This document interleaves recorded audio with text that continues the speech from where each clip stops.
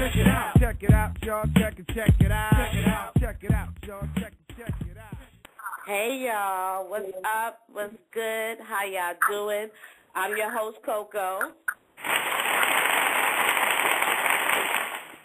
And welcome back to another Just Gimme The Mic show, where I pass the mic to different entertainers each week. Tonight, I'm passing the mic to Felix, and Triple X Large is coming on later on in the show. Both artists are from New York, so what I'm going to do now is just pass the mic over to Felix, and welcome to the show. Hey, what's going on? What's going on? Do you like my little clapping snippet? You know, we don't got the studio live, but we got the snippet going on for you, you know? Hey, we like that. It's a technological age, so you gotta do what you gotta do. That's right. Until I can get the real people sitting there clapping and, you know, showing some love, we're going to make it feel like it's real on Just Give Me The Mic. Hey, it is real. Tell us what part of the city you grew up in. I'm from the Bronx. Born and raised, been here my entire life. When I was younger, I went to school in Harlem, so I was in Harlem all the time as well. But, like, Uptown is just really, really what I represent, everything that I do. Get down, boogie down. That's why I call it the get down, boogie down. I like that. All right, now, Felix, you spell your name a little different. Yeah. I want you to tell us how you, well, first of all, you can spell it for us for those that can't see how you spell it, and then let us know the story behind how you came up with that acronym for your name. Okay, so the name is Felix. It's FEEL-X, or like you might hear me say on a song all the time, just F to the E, E to the L dash the X. Nice concept. Okay, I like that. I knew you had a story behind that. I knew it just wasn't filled with a dash and an X. I knew it was something behind that. Tell us, what age did you fall in love with hip-hop? When did it hit you? Oh, okay, so... That's a basketball question right there. yeah, definitely. So, when I was younger, I always looked up to my uncle, DJ Khaled. And way back when Big Tigger was on Rap City, The Basement, my uncle was on Rap City back then. And, you know, so I always looked up to him. And when I was younger, I was probably like 2 or 3 years old, and I had got into, he had me to the studio with him. And he recorded my voice saying, DJ Khaled. And, like, to this day, he uses that as his drop. You know, like, you know how every DJ has their drop. You got Funk Master Flex Night or Cypher No Gas. Yeah, his was the DJ Khaled in my voice at that time. So I was just kind of always around that. And then when I was 6 years old, I had a project that I was doing for school about a bird. And at the end of the project, the teacher told us to do something creative about our bird. She said, write a poem, draw a picture, just do something. And I happened to be with my uncle and my pops at the time, and they told me to write a rhyme. And I was like, hey, why not? Okay, I'm a little kid. I just went along with whatever they said, because I thought it was cool. So I wrote the song. I wrote my joint to bust the rhymes, put your hands on my eyes to see. That beat. Hot track. Yeah. So then I went to school, and I performed it for the class. And then my teacher just kind of like hyped me up and had me going to all the classes around the school performing it. And then, now, how old were you? 8 years old? No, 6. Damn, okay.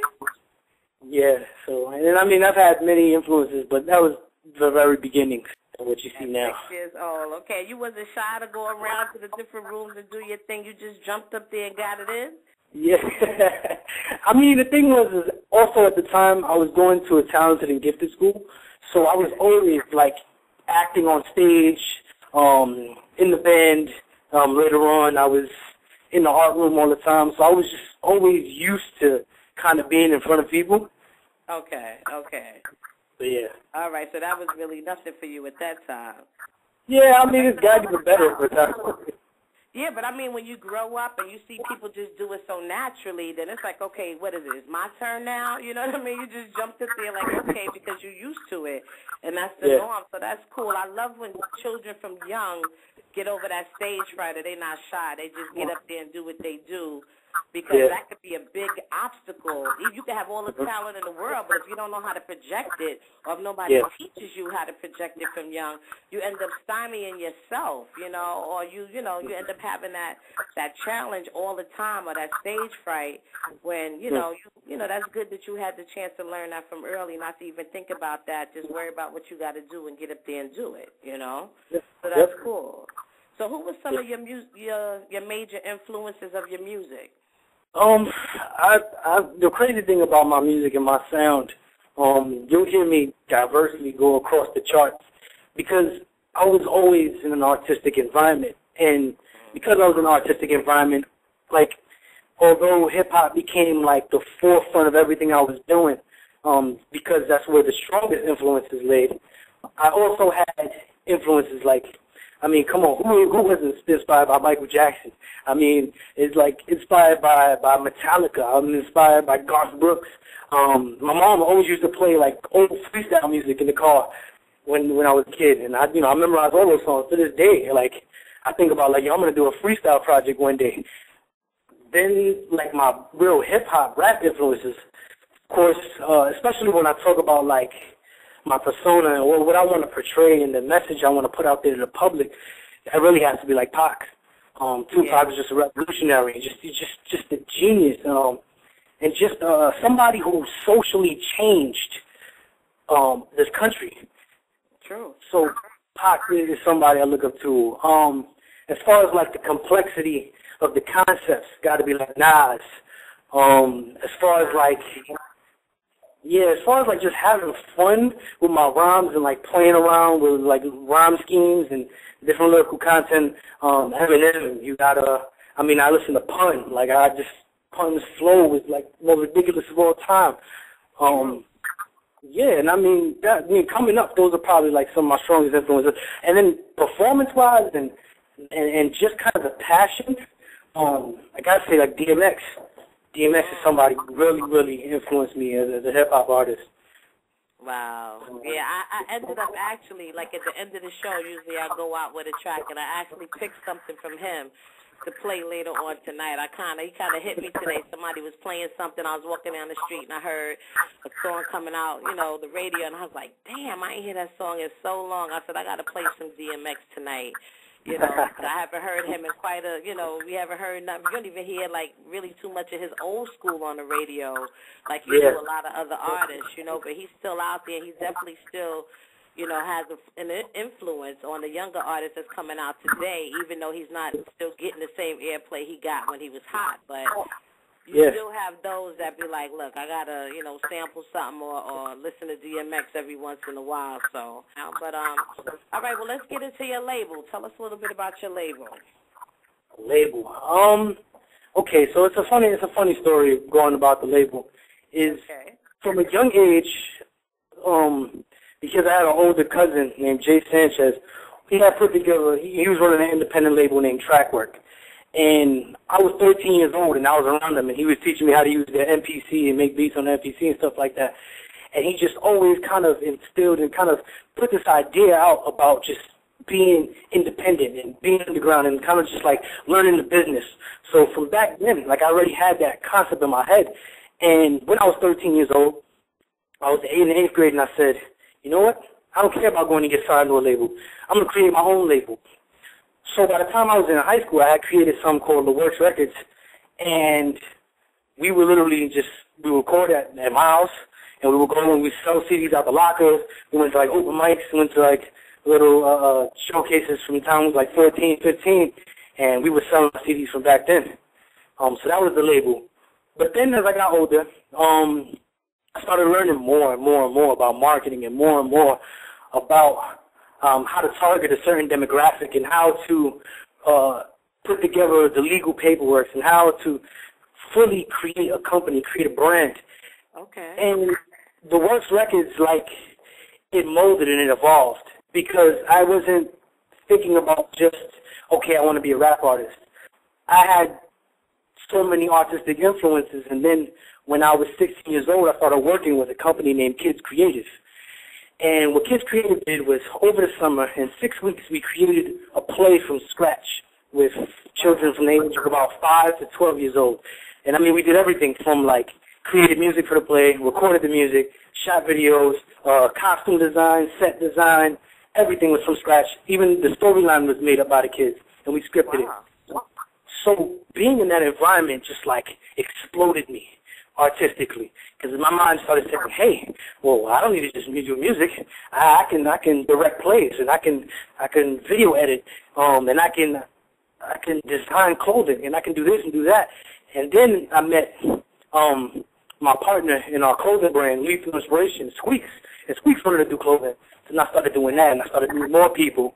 And then what the works turned into, in high school, we kind of like, you know, it turned into kind of like a crew of us that just rapped. So we had this thing, T-Dub, the TW. We used to just run around the hallway, like, doing funny handshakes and stuff like that, yelling T-Dub.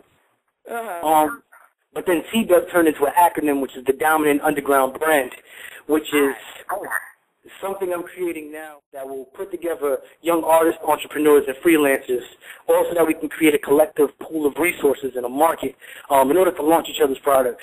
So with that, you have somebody like Chef Darnell, who's a pastry chef, and he's building his company, the Destiny Catering. So he's putting out the stuff. I have my partner, Eric Foreman, who is creating he works with stocks, and he's creating his financial company and doing his investment firm. So then you have that, and just kind of creating everybody in my circle. We're all going to put each other out. Hey, you handle the money. Hey, you, if we do an event, you make the food. Hey, you're gonna make the clothing. Hey, you do this, you do that, and put it all under one umbrella. That's right, because you need that. I'm saying you got your own start-off network right there. You got your foundation, you know. But what I wanted to do, Bae, I want to go back to something that you said about the marketing your demographic. You have some artists out here that are just coming out that are not quite sure how to target an audience. Can you give us a little bit of information about how you go about, like you identify first? I know first you have to identify your demographic. But once you identify it, what are some of the things you look for when you are trying to identify who you're reaching out to? What you find out first is you recognize you really, really have to really be comfortable with who you are. When you know, I mean, of course, artists switch up styles, and I mean, especially with somebody like me, constantly switching up styles, even whether it's with your style of clothing or with your style of speech, the type of records you're gonna get on.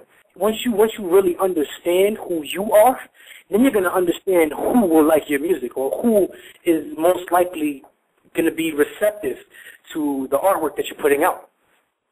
Great, that's a good point. Because we usually talk about the artist, the music, but we do have some people that just put their stuff out there and they're not quite sure. You know, they just letting it fall where it may. But it's good when you do have that target audience that you're trying to really go after, even though you're still open for others to receive your music as well. But what are some of the ways that you go about actually targeting them? Do you go to certain sites? Do you go to certain events? Like, what are certain things that you do to actually grab that attention of your targeted audience? Okay, the funny thing about, like, myself, my personal attitude, I took a test, a personality test, from this guy he's called the founder of good psychology, right? And basically he created a system where people are able to identify their top 5 strengths, personality strengths. And one of my top strengths is activator. So what activator is just like one of the first things you're always asking is, when can we start? When can we do it? Let's go. Let's do it right now. Let's move. And that's really something big about my personality's always been like that. And over time, since I started so young, I just was like, I got to get in everything, right? And as I started getting in everything, as I started getting in everything, I started noticing who are the people that are going to reject me, and who are the people who really were like, yo, this is the illest thing ever. I need to take this in. I need to listen to this. I need to watch this. I started learning it just by attacking it. You know what I'm saying? Because you start noticing. Especially like when you're on stage, one of my favorite things being on stage is when you're able to look into the eye of somebody in the audience and you know, like there's just like a soul connection there, you know? And when I started doing that, that's when I was able to really, really understand who was going to take what I was putting out, or who wanted what I was putting out.